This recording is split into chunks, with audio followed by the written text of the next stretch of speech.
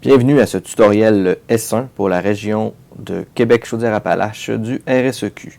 Alors tout d'abord, avant de commencer, je vous suggère d'utiliser Google Chrome ou Firefox étant donné qu'avec Microsoft Internet Explorer, vous aurez des problèmes d'affichage. Donc vous ouvrez Chrome, vous allez dans la barre d'adresse, vous inscrivez s1.rseq.ca.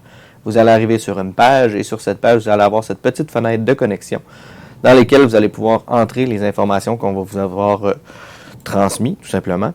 Donc, pour ma part, j'ai déjà créé un faux compte test. Vous inscrivez le code d'utilisateur qui, normalement, devrait être votre adresse courriel, votre mot de passe qui est votre mot de passe personnel. Je vous suggère de tout simplement cocher le « se souvenir de moi ».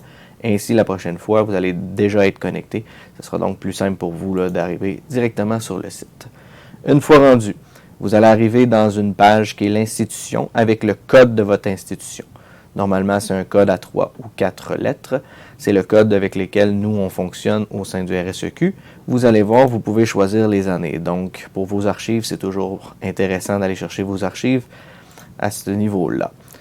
Donc, vous allez arriver sur votre page. Sur cette page-là, vous avez quand même beaucoup d'informations. Bien entendu, la région auquel votre école appartient, votre code, votre nom qui va se retrouver justement sur S1 et sur diffusion, votre nom complet, votre commission scolaire, votre niveau, numéro de téléphone d'urgence, le surnom des équipes féminines, surnom masculin, ainsi que le délégué. Si c'est la première fois que vous vous connectez, il se peut très bien que vous n'ayez absolument rien inscrit, sauf mis à part bien entendu là, les régions et tout ça, mais le surnom des équipes ainsi que le délégué, il y a des bonnes chances qu'il n'y ait rien. Donc on va donc commencer par ça. Dès que vous avez une question, vous ne savez pas où aller, le bouton ici marqué Action est votre meilleur ami. Vous pouvez appuyer directement sur Action et vous avez ici plusieurs options que ils vont changer tout dépendamment dans quelle page vous allez être. Donc dans ce cas-ci, nous allons aller dans Modifier la fiche de l'institution.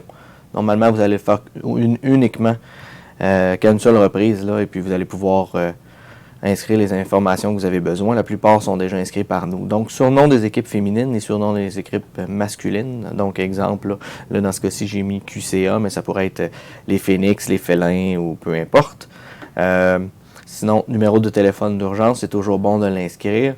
Latitude, longitude, nous, on le fait directement à partir de Google Maps. Fait que c'est pour cette raison-là que lorsqu'on clique sur votre école dans Diffusion, on peut aller directement sur le lien Google Maps. C'est ici qu'on peut le modifier. Donc, on appuie sur Sauvegarder. Les modifications vont être prises. Et c'est bien écrit ici, l'institution a été modifiée avec succès. Par la suite, on va cliquer sur Action. On va aller dans Modifier le délégué de l'institution. Et c'est ici que vous allez pouvoir inscrire votre nom si vous êtes le responsable officiel de l'école. Donc, prénom, nom. Et c'est extrêmement important de mettre les bonnes informations. Donc, votre adresse courriel, votre numéro de téléphone au bureau et votre numéro de cellulaire. Sachez que le numéro de cellulaire, il n'y a que nous qui pouvons avoir accès via S1. Donc, à ce niveau-là, faites-vous-en pas, ce n'est pas diffusé à tout le monde. Donc, par la suite, vous pouvez tout simplement appuyer sur Sauvegarder et le tour est joué. Votre page d'accueil est maintenant mise à jour. On va maintenant parler de la navigation dans S1.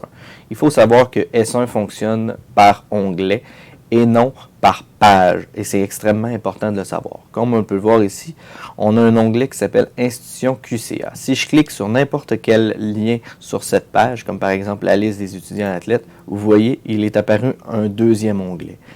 Si vous voulez revenir à votre page Institution QCA, il faut absolument aller appuyer sur Institution QCA ou fermer celle-ci avec le petit X dans le coin. Si jamais vous faites tout simplement précédent, vous allez revenir complètement au début de tout ce que vous faisiez. Il se peut même que vous ayez à vous reconnecter à votre session. On s'entend que ce n'est pas ce qu'on veut. Donc à ce niveau-là, on n'appuie jamais sur précédent. On utilise uniquement la navigation par onglet qui se retrouve complètement à gauche dans la page S1. On va aller un petit peu plus en détail maintenant sur la page de votre école. Comme vous pouvez voir, il y a plusieurs liens ici. Votre liste des étudiants athlètes déjà inscrits. Votre liste des entraîneurs déjà inscrits. La liste des équipes, il faut comprendre que les équipes au RSEQ QCA, c'est nous les coordonnateurs qui prenons le temps d'inscrire vos équipes à chaque fois que celles-ci sont inscrites à nos ligues. Donc vous n'aurez pas besoin d'inscrire vos équipes dans S1. C'est vraiment l'équipe du RSEQ QCA qui s'en occupe pour vous. Par la suite, liste des plateaux sportifs externes.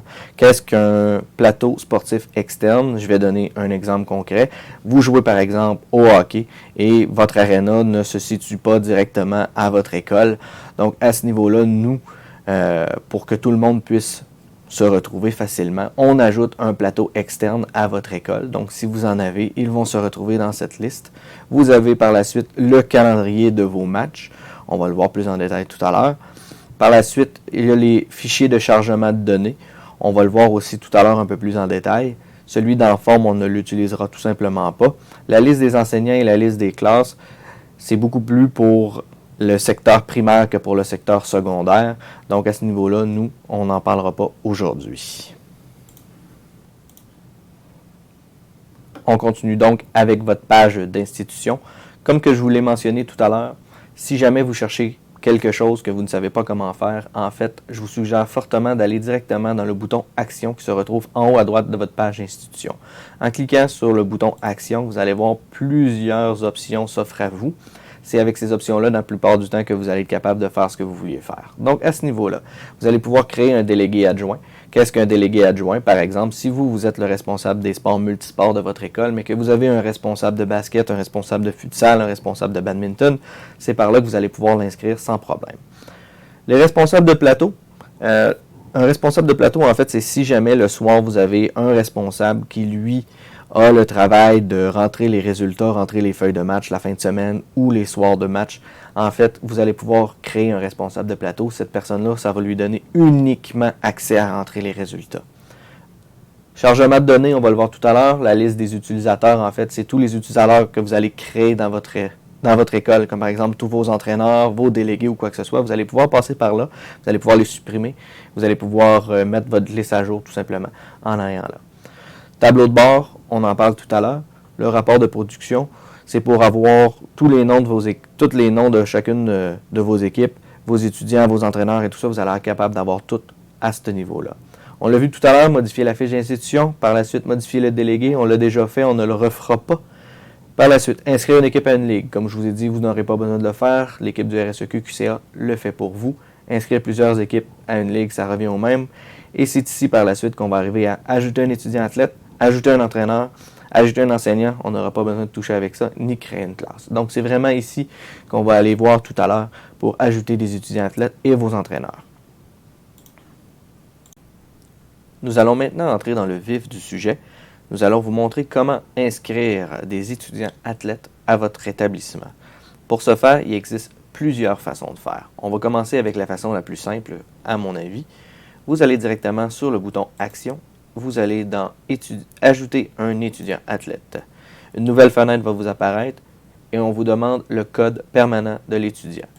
Bien entendu, il vous faut le code permanent. Pour ce faire, je vais en créer un ici qui est un peu le mien.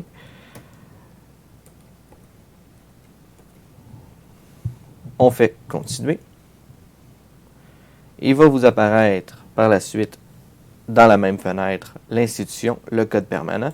Vous allez pouvoir entrer le prénom, le nom de famille, le sexe normalement s'inscrit automatiquement, donc il n'y aura pas de problème. Même chose pour la date de naissance.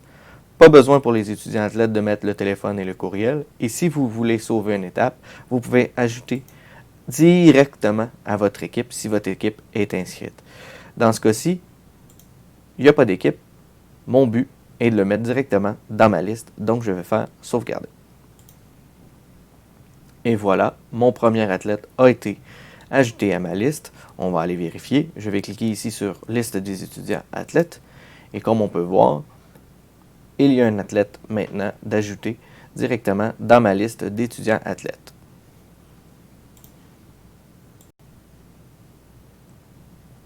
Ajouter des étudiants athlètes via S1 est sans doute la façon la plus rapide pour entrer des joueurs si vous avez une petite quantité de joueurs à ajouter directement dans votre liste. Sachez que si vous en avez plusieurs et que vous avez par exemple une liste COBA ou une liste JPI avec les codes permanents, les prénoms, les noms, les dates de naissance et tout ça, il existe une autre méthode qui fait en sorte qu'on va pouvoir inscrire une grosse liste de joueurs plutôt que d'y aller un par un. Pour ce faire, on va fermer la liste des étudiants athlètes. De retour dans la page de notre école, nous allons aller sur chargement de données pour Récistraria seulement. On va appuyer sur le lien. Ça va nous downloader un fichier Excel d'importation que nous allons utiliser à partir de maintenant. Nous voici maintenant dans le fichier Excel d'importation d'étudiants athlètes pour votre établissement. Lorsque vous allez ouvrir le fichier Excel, dans l'onglet Sélection, assurez-vous d'avoir la bonne date, la bonne région, ainsi que le bon code d'établissement avec votre nom d'école. Par la suite, si tout est correct, vous allez pouvoir aller dans l'onglet Athlète. C'est dans cet onglet que vous allez pouvoir copier-coller vos codes permanents, vos prénoms et vos noms, afin de justement faire en sorte que ça soit beaucoup plus rapide pour vous d'inscrire vos étudiants athlètes. Par contre, il est impératif que vous regardez ici dans la colonne Fiche, il y a un A pour athlète. Donc, pour chaque athlète que vous allez inscrire, vous devez copier-coller tout simplement le A pour athlète. L'institution QCA, même chose, vous devez absolument descendre pour que le système, lorsque vous allez importer le fichier, le système reconnaisse qu'il s'agit bien d'un athlète de votre école Québec, Chaudière-Appalaches, dans notre cas ici, ça aurait pu être n'importe quoi. Et vous allez pouvoir inscrire par la suite votre code permanent. Donc, encore une fois, lorsque vous inscrivez le code permanent, dans ce cas-ci, vous allez le faire directement avec un copier-coller de COBA ou GPI ou peu importe. Vous allez voir, encore une fois, sexe et date de naissance vont apparaître automatiquement. Nom, prénom, par la suite, vous allez pouvoir les copier-coller. Je vous donne un conseil, si jamais vous voyez que le sexe et la date de naissance n'apparaissent pas, c'est tout simplement que vous avez oublié le A ici. Regardez, si j'efface le A, normalement, le sexe et la date de naissance disparaissent aussi. Donc, c'est super important de laisser le A dans la fiche pour que le système fonctionne en entier. Une fois que vous avez rentré tous vos étudiants athlètes dans le fichier Excel, important, vous faites fichier, enregistrer, et voilà, le tour est joué. Il ne reste qu'une étape dans le système S1. Nous voici donc de retour dans la plateforme S1. Afin d'importer le fichier Excel que nous venons tout juste de créer, très simple, il vous suffit encore une fois d'aller dans le bouton Action en haut à droite de votre page d'école, descendre un peu et vous voyez ici Chargement de données. Appuyez sur Chargement de données, choisir le fichier. Prenez le fichier Excel que vous avez enregistré sur votre ordinateur, double-cliquez, et par la suite, faites sauvegarder. Comme vous pouvez voir ici, progression du traitement 100% complété. Ne vous en faites pas au niveau des chiffres. Tant que c'est marqué aucune erreur, tout est beau. On appuie sur Fermer. Et maintenant, on va aller voir dans la liste des étudiants athlètes. Si on regarde ici, on voit l'étudiant athlète que j'ai ajouté via Excel qui se retrouve bel et bien dans ma liste des étudiants athlètes. Nous sommes maintenant rendus à l'étape d'ajouter les étudiants athlètes à leur équipe respective. Pour ce faire, sachez qu'il existe plusieurs façons. Tout d'abord, si vous avez utilisé S1 directement pour ajouter vos étudiants athlètes, en appuyant sur Action, Ajouter un étudiant athlète, dans la fenêtre d'ajout, vous aviez, comme dernière question, Ajouter à une équipe. Vous avez pu tout simplement choisir l'équipe dans le menu déroulant. Par contre, si vous avez utilisé le fichier Excel avec votre liste GPI ou votre liste COBA, vous devez utiliser une autre méthode. Il en existe deux. La première, appuyez directement dans Liste des étudiants athlètes et au bout de chaque nom, vous voyez, vous avez assigné à une équipe. Vous pouvez tout simplement appuyer sur Assigner à une équipe, choisir l'équipe en question et faire sauvegarder. Cet étudiant athlète est automatiquement assigné à l'équipe. Par contre, l'autre méthode, si vous voulez sauver du temps et si vous avez plusieurs joueurs à ajouter et que vous avez beaucoup trop de gens dans votre liste des étudiants athlètes, vous allez directement dans Liste des équipes. Vous choisissez votre équipe.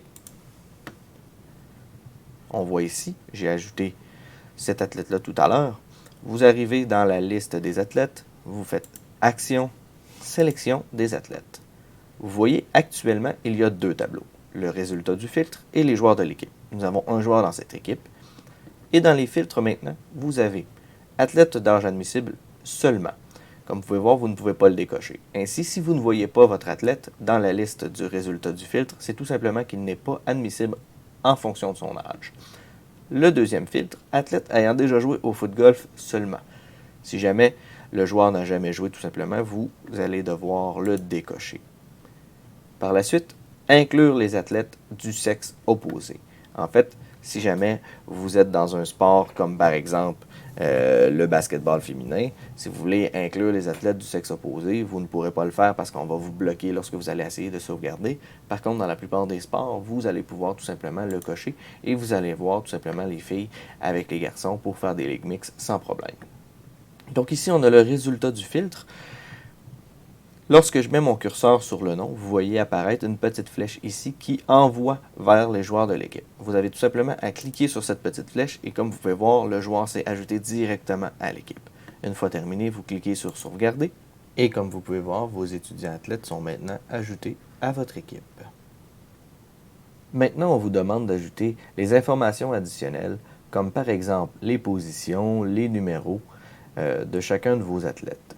Pour ce faire, extrêmement simple. Vous voyez encore une fois dans la page de votre équipe, nous avons l'onglet Athlète, mais il y a aussi l'onglet Informations additionnelles. Nous allons appuyer dessus. Par la suite, nous allons aller dans Actions et vous voyez ici encore une fois Informations additionnelles. Lorsque vous allez appuyer dessus, une nouvelle fenêtre va apparaître. Vous pouvez voir ici, nous avons Mike Lag, le numéro. Nous allons tout simplement ajouter un numéro 1 et un numéro 2. Une fois que c'est terminé, vous appuyez sur Sauvegarder et vous allez voir ici, les numéros vont apparaître. Ces numéros sont impératifs pour les feuilles de match, car ainsi, sur la feuille de match, lorsque nous allons la faire imprimer, les noms vont être par ordre de numéros au lieu d'être en ordre alphabétique. Comme ça, pour les marqueurs, ce sera beaucoup plus facile de marquer la partie comme il se doit. Nous sommes rendus à l'étape d'ajouter votre entraîneur à votre équipe. Pour ce faire, sachez qu'il existe encore une fois plusieurs façons de faire. Tout d'abord, lorsque vous êtes dans la page de votre institution, vous appuyez sur Action, vous faites Ajouter un entraîneur. Tout comme pour l'ajout d'un étudiant athlète, lorsque vous aurez terminé l'ajout de votre entraîneur, il y aura un champ déroulant dans lequel vous allez pouvoir choisir directement l'équipe à laquelle ajouter votre entraîneur. Il existe aussi la façon la plus simple d'aller directement dans votre équipe. Lorsque vous êtes dans la page de votre équipe, vous avez l'onglet Entraîneur. Vous appuyez ici, vous faites Ajouter un entraîneur et une nouvelle fenêtre va vous apparaître. Il est impératif de mettre des vraies coordonnées. Que ce soit pour le bottin de la ligue ou pour nous en cas d'urgence, vous devez mettre les vraies informations de vos entraîneurs. Pour l'exemple ici, nous allons créer tout simplement une adresse courriel. Nous allons appuyer sur Sauvegarder. Comme vous voyez, par la suite, on a Institution, qui est votre institution à vous. Si vous cochez Créer comme utilisateur système, ça donnera accès à votre entraîneur à la page de son équipe. Donc, il pourra avoir accès au nom de ses athlètes, à ses matchs, à son classement et tout ce que vous pouvez voir lorsque vous êtes sur la page de cette équipe. Donc, vous le cochez ou vous ne le cochez pas. Par la suite, vous entrez prénom, nom, et vous avez téléphone. Tout comme pour l'adresse courriel, le téléphone est souvent la façon la plus simple en cas d'urgence. Donc à ce niveau-là, c'est impératif de mettre un vrai numéro de téléphone, s'il vous plaît, de votre entraîneur. Donc dans ce cas-ci, je vais mettre celui du bureau. Vous avez l'équipe en tant que telle et vous avez le statut de l'entraîneur, soit entraîneur-chef, entraîneur adjointe, un thérapeute ou un accompagnateur. Une fois que tout ça est terminé, vous appuyez sur Sauvegarder. Comme vous pouvez voir, on vient d'ajouter l'entraîneur directement à notre équipe. Lorsque je parlais du bottin des entraîneurs de la Ligue tout à l'heure, on voit ici, il y a un gros bouton bleu. Si vous appuyez dessus, S1 vous fournit le bottin de la Ligue. Donc, c'est pour ça que je vous dis, des fois que ce soit entre les entraîneurs entre eux ou nous, en tant que coordonnateur, si on a besoin de communiquer directement avec votre entraîneur pour un cas d'urgence et qu'on est incapable de vous rejoindre, vous le responsable. Donc, c'est impératif de mettre ici les coordonnées de votre entraîneur. Dans le cas d'un entraîneur qui était déjà entraîneur chez vous, il existe une autre façon de faire. Lorsque vous êtes dans la page de votre institution, Un peu comme pour les étudiants athlètes déjà inscrits, vous avez la liste des entraîneurs. En appuyant ici, vous voyez l'entraîneur que nous avons créé tout à l'heure. Encore une fois, fort simple, vous voyez complètement dans la colonne du bout, assigné à une équipe, vous appuyez ici et vous allez pouvoir tout simplement ajouter l'entraîneur à votre nouvelle équipe. Une fois que c'est fait, vous avez encore une fois le statut de votre entraîneur et vous appuyez sur sauvegarder. Cet entraîneur sera donc maintenant attitré à l'autre équipe. Nous continuons maintenant avec les options qui s'offrent à nous dans la page de votre équipe. Comme vous pouvez voir actuellement, nous sommes dans l'onglet Entraîneur. Il y a aussi l'onglet Match. Lorsque vous appuyez sur cet onglet, vous avez ici accès à toutes les parties de votre équipe. Sur chacune de ces parties, au bout complètement, vous avez une colonne plus avec un petit bouton 3 petits points. Lorsque vous appuyez sur ce bouton, vous avez ici la possibilité de générer vos feuilles de match ainsi que générer les alignements des deux équipes. Pour chaque partie à la maison, vous devez absolument générer les feuilles de match automatiques. Une fois que vous allez appuyer dessus, tout simplement, une page Excel va se télécharger dans votre ordinateur avec tous les noms de vos étudiants athlètes. Par la suite, il y a ici le bouton Classement. Lorsque vous appuyez ici, vous aurez accès au classement de la ligue de votre équipe. Pour terminer avec la page de votre équipe, sachez qu'il existe encore deux options intéressantes. Tout d'abord, le responsable de rapport de match. Lorsque vous appuyez sur la petite flèche ici, un menu déroulant s'ouvre à vous. Dans ce menu déroulant, vous allez avoir accès à chaque personne à qui vous allez avoir donné un accès à S1. Que ce soit vous, votre responsable de plateau, un responsable de discipline, vous allez pouvoir choisir cette personne. Cette même personne aura la tâche de remplir les rapports de match pour cette équipe. Si vous le laissez tout simplement vide, comme dans le cas présent, sachez que n'importe qui a un accès directement dans votre école pourra aller rentrer les résultats ou bien entendu, mettre la feuille de match en ligne. Par la suite, vous voyez, il y a un deuxième gros bouton bleu juste ici qui se dit Classement et calendrier en Excel. Si vous appuyez dessus, S1 va vous générer un fichier Excel avec le calendrier de votre équipe dans sa ligue ainsi que le classement actuel de cette ligue-là. Si vous faites des mises à jour sur le babillard de votre école, ceci peut être fort intéressant. Maintenant que vos équipes sont complétées sur S1, nous sommes rendus à l'étape d'aller voir les parties de vos équipes. Pour ce faire, lorsque vous êtes dans la page de votre établissement, allez sur le lien Calendrier des matchs. Appuyez dessus. Vous allez arriver sur cette page avec les parties de la sélection. Donc, normalement, par défaut, la sélection est la journée actuelle. Comme vous pouvez voir ici, il y a des matchs de cédulés. On dirait qu'il y en a 4, mais dans les faits, on voit bien, il y en a 2. C'est normal, c'est que les deux équipes de votre établissement s'affrontent. Si vous voulez sélectionner une autre plage horaire, vous pouvez tout simplement choisir, ici on le voit, le début de la sélection. Vous appuyez, vous avez un calendrier complet. Même chose au niveau de la fin des sélections. Lorsque vous avez sélectionné la journée que vous voulez, vous avez accès directement au petit plus, 3 petits points. Vous appuyez ici et vous pouvez générer la feuille de match de chacune de vos parties. Ceci est quand même vraiment intéressant, surtout que vous risquez d'avoir beaucoup de parties, surtout la fin de semaine. Lorsque vous recevez en formule tournoi, vous voyez ici, vous avez accès uniquement aux parties de votre établissement, ce qui est normal. Si vous voulez voir les feuilles de match des autres parties, parce que lorsque vous recevez en formule tournoi, bien entendu, vos équipes ne joueront pas chaque partie. Donc, pour ce faire, il suffit de sélectionner ici. On voit match pour lesquels l'institution est responsable. Vous allez cocher la petite case ici et vous voyez, il y a ici une troisième partie qui vient d'apparaître un peu plus tard avec une autre école, deux autres écoles finalement qui s'affrontent et vous allez pouvoir faire comme pour vos écoles à vous.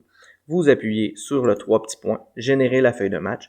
Ainsi, vous allez avoir accès à la feuille de l'autre partie, malgré le fait que vos équipes n'y se retrouvent pas. Maintenant que vous avez bien rempli les feuilles de match de chacune des parties dans lesquelles vous étiez l'institution responsable, il ne vous reste qu'à aller rentrer les rapports de match. Pour ce faire, lorsque vous allez vous connecter, une fois que les parties seront débutées, vous allez voir un nouvel onglet qui se nomme Tableau de bord. Vous appuyez directement sur le tableau de bord et vous allez voir les rapports de match pour chaque partie dont vous êtes le responsable. Un fait à noter ici. les parties n'apparaîtront pas dans votre tableau de bord tant et aussi longtemps qu'elles ne seront pas débutées.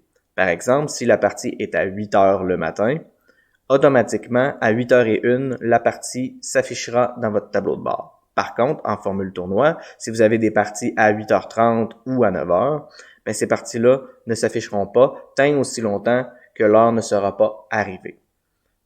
Donc, prenons un exemple. On voit ici, on va prendre la partie numéro 101, vous appuyez dessus. On arrive ici à l'étape numéro 1. L'étape numéro 1, c'est le pointage. On appuie dessus. Et on voit ici, équipe visiteuse, équipe receveuse, et vous inscrivez tout simplement le pointage final. Par ici, on va donner un exemple. Donc, exemple 5 à 6. On soumet. Traitement du pointage, veuillez patienter. L'étape du pointage a été traitée avec succès. Par la suite, on arrive à l'étape 2. L'étape 2, c'est la numérisation de la feuille de match. Pour ce faire, encore là, super simple, vous êtes dans votre école.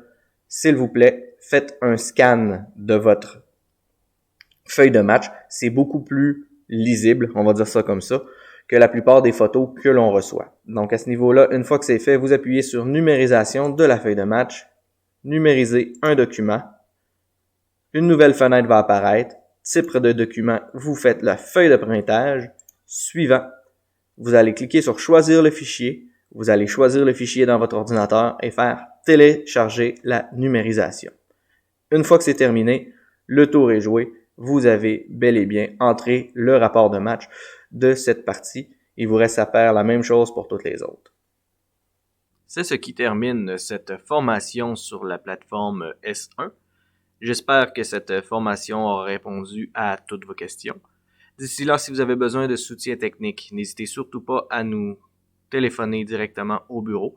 Il nous fera un plaisir de vous aider à distance. Alors sur ce, bonne saison!